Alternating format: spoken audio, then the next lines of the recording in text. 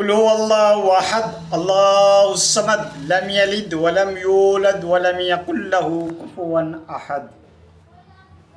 محترم ناظرین، معزز سامعین اکرام، شرک جو ہے یہ اسلام مذہب کے اندر بہت ایک سنسٹیو ایشو ہے، بہت ایک سنویدنشیل معاملہ ہے، گناہ عظیم ہے۔ اس سے بڑا کوئی گناہ ہے ہی نہیں دنیا کے اندر۔ شرک جو ہے یہ سب سے بڑا عظیم گناہ ہے۔ گناہ صغیرہ ہوتے ہیں، گناہ کبیرہ ہوتے ہیں، ادھر کی ہوتی ہے ادھر کی ہوتی ہے، بھول چوک ہوتی ہے، نسیان ہوتا ہے، ذنب ہوتا ہے، صغیرہ گناہ ہوتے ہیں، کبیرہ گناہ ہوتے ہیں، کئی حکم کی عدولی ہوتی ہے، کئی خدا کی نافرمانیاں ہو جاتی ہے، کئی انسان سے بھول چوک ہو جاتی ہے، کئی کالے کئی پیلے انسان سے ہوتے رہتے ہیں۔ انسان کیا ہے؟ مٹی کا پیدائش ہے، غلطیوں کا پتلا ہے، غلطیاں ہوتی رہتی ہے، کسی سے چھوٹی کسی سے بڑی۔ لیکن شرک جو ہے دوستو، اس سے بچنے کی کوشش کرو۔ قرآن کے اندر اللہ رب العزت ارشاد فرما رہا ہے کہ میں دوسرے گناہ معاف کر دوں گا، لیکن اگر آپ نے شرک کیا ہے تو اس کو میں معاف نہیں کروں گا۔ اللہ کا وعدہ ہے، اللہ کا کہہ رہا ہے میں شرک معاف نہیں کروں گا۔ کون کہہ رہا ہے؟ اللہ کہہ رہا ہے میں معاف نہیں کروں گا۔ باقی تمہارے بڑے سے بڑا گناہ اگر میں معاف کرنے پہ آؤں تو معاف کر سکتا ہوں۔ شرک بغیر توبہ کے معاف نہیں ہوگا، اور توبہ بھی سچی اور پکی کرنی پڑے گی۔ یہ عہد و پیمان لینا پڑے گا کہ میں دوبارہ لوٹ کر یہ واپس شرک کا کام نہیں کروں گا۔ وہ بھی اگر آپ نے زندگی میں توبہ کی تو توبہ قبول ہے، ورنہ مرنے کے بعد سیدھا انسان جہنم میں جائے گا، معاذ اللہ، اللہ بچائے، اللہ سب کی حفاظت فرمائے۔ دوستو، ہم سب گنہگار ہیں، ہم سب خطا کار ہیں، ہم عاصی ہیں۔ کسی سے چھوٹا گناہ ہوتا ہے، کسی سے بڑا گناہ ہوتا ہے۔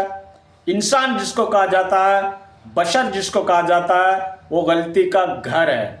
چاہے عالم ہو، چاہے متقی ہو، چاہے بحر العلوم ہو، چاہے کتنی بگ پرسنالٹی ہو، کتنا خواجہ ہو، چاہے کتب ہو، چاہے ابدال ہو، چاہے کوئی بھی ہو، انسان جس کو کہا جاتا ہے اس سے بھول چوک ہو سکتی ہے۔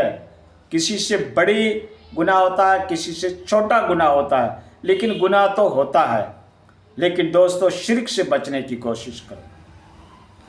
اب آپ کہو گے شرک کس کو کہا جاتا ہے؟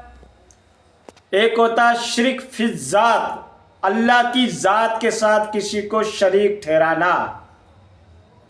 جیسا کہ یہودیوں میں سے ایک طبقہ تھا جو عزیر کو، جو اللہ کا نبی تھا، اس کو کہتے تھے یہ اللہ کا بیٹا ہے۔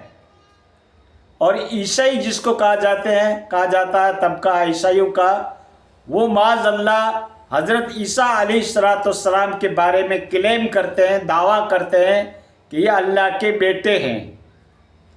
اس کو کہتے ہیں شرک فی الذات، اللہ کی ذات کے ساتھ کسی کو شریک ٹھہرانا، کہ اس کا بیٹا بیٹی ہے، جیسے اللہ مدد کرتا ہے ایسے یہ بھی مدد کرتے ہیں، تو اس کو شرک فی الذات کہا جاتا ہے۔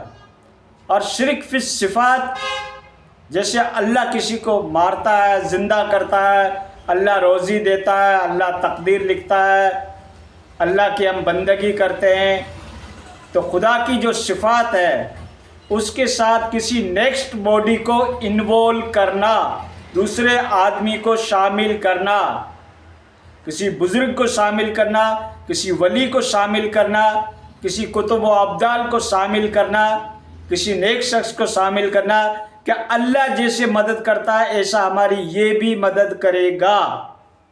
یہ دل میں دعویٰ رکھنا، یہ شرک فی الصفات کہلاتا ہے۔ یعنی اللہ کی صفات میں ہم نے کسی کو شامل کر دیا، ملا دیا، انوالو کر دیا، مددگار سمجھنے لگے۔ اللہ ہماری مدد کرتا ہے، یہ بھی بزرگ بھی ہماری مدد کرے گا، تو یہ شرک فی الصفات ہو گیا۔ شرک فی العبادہ، جس طریقے سے ہم اللہ کی عبادت کرتے ہیں، اللہ کے سامنے جھکتے ہیں، اللہ کے سامنے مانگتے ہیں، اللہ کے سامنے سلنڈر بنتے ہیں، ٹھیک اس طریقے سے کسی دوسرے ویکتی کے سامنے، شخصیت کے سامنے، کسی پرسنالٹی کے سامنے ہم جھکیں، اس سے مانگیں، اس کو مددگار سمجھیں، تو یہ شرک فی العبادہ کہلائے گا. عبادت کے اندر ہم سمجھو اس کو شریک ٹھہرا رہے ہیں، یہ بھی شرک کی کیٹیگری ہے. اور شرک فی الصفات یہ بھی اللہ کو منظور نہیں ہے، یہ بھی شرک کہلائے گا. اور شرک فی الذات تو شرک ہے ہی. تو دوستو شرک جو ہے یہ اسلام کے اندر سب سے سنسیٹیو معاملہ ہے، بہت ہی خطرناک معاملہ ہے. تم نے کتنے بھی گناہ کر رکھے ہیں، سمندروں کو جھاگوں کے برابر کر رکھے ہیں، زمین اور آسمان کے بیچ کا خلا اگر تم نے پر کر رکھا ہے، اتنے گناہ کر رکھے ہیں، اللہ اگر چاہے تو معاف کر سکتا ہے. بے شک اللہ کی ذات غفور الرحیم ہے، ارحم الراحمین ہے، اکرم المکرمین ہے. اللہ اگر چاہے تو اس سے کوئی مشورہ کرنے کی، نیگوشیشن کرنے کی، پارلیمنٹ بلانے کی کوئی ضرورت نہیں. اللہ چاہے تو بڑے سے بڑا گناہ معاف کر سکتا ہے، لیکن اللہ شرک معاف نہیں کرے گا. دوستو ہمیشہ یاد رکھنا، شرک کی چھوٹی چھوٹی باتوں سے بچنے کی کوشش کرنا کہ کہیں یہ شرک کی کیٹیگری میں تو نہیں آ رہا ہے، شرک کی اقسام میں یہ تو نہیں آ رہا ہے، کیا میں کوئی شرک تو نہیں کر رہا ہوں.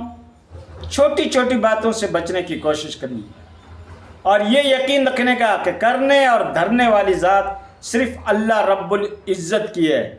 اس کے حکم کے بغیر دنیا کا پتا بھی نہیں ہلتا. اللہ کے حکم کے بغیر سپر ونگ طاقت اللہ کی ذات ہے، سب سے بڑی ذات اللہ کی ہے. یہ چھوٹے چھوٹے ہم نے معبود بنا رکھے، ان کا بائیکاٹ کرو. یہ بزرگ ہستیاں جو خدا کے مقابلے میں ہم نے کھڑا کر رکھا ہے، اس کا بائیکاٹ کرو، کنڈم کرو. یہود اور نصارہ نے کہا تھا کہ یہ ہمیں چھڑا دیں گے. اتخذوا احبارہم ورہبانہم اربابا من دون اللہ. خدا کے مقابلے میں انہوں نے اپنے عالموں کو کھڑا کر دیا کہ یہ بھی ہم چھڑا دیں گے. تو دوستو قرآن ان تمام چیزوں کو کنڈم کر رہا ہے. قرآن کا جب آپ مطالعہ کریں گے، قرآن پاک جگہ جگہ کے اوپر یہ تلقین کر رہا ہے کہ تم موحد بنو، اللہ پرست بنو، خدا کی عبادت کرو. وہ تنے تنا ہے، اس سے مانگو. ایاک نعبد و ایاک نستعین. اے اللہ ہم تیری ہی عبادت کرتے ہیں اور تجھ ہی سے مدد طلب کرتے ہیں. بھی نہیں، ہی اللہ ہی سے مدد طلب کرنی چاہیے.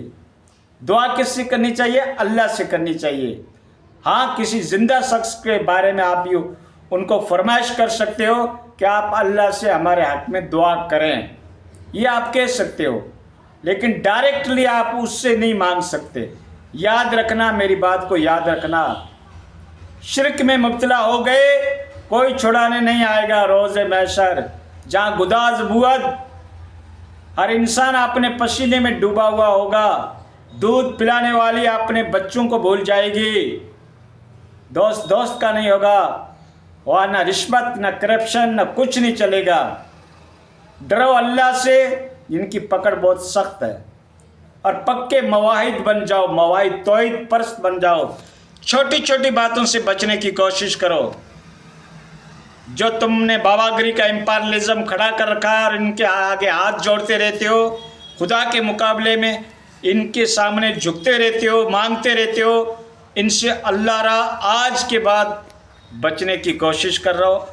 اگر تم پکے مومن تبھی کہلاؤ گے، تب تم پکے مواحد بنو گے.